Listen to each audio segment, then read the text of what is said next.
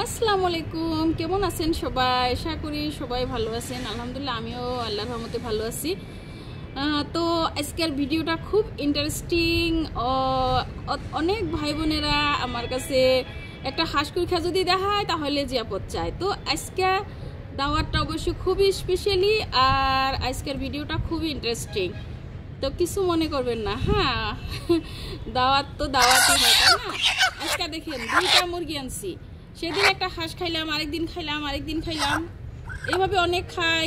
তো আপনার জিয়াপত খাওয়াইতে পারি না অবশ্যই, তার জন্য সরি। কিন্তু আজকে এই 2টা মুরগি দিয়া সবার জন্য জিয়াপত কিন্তু হয়ে যাব। হয়তো অবশ্যই বলবেন যে এই 2টা মুরগি দিয়ে কীভাবে সবার জন্য জিয়াপত হবে। তো ভিডিওটা খুব ইন্টারেস্টিং আর জিয়াপতটাও খুব ইন্টারেস্টিং।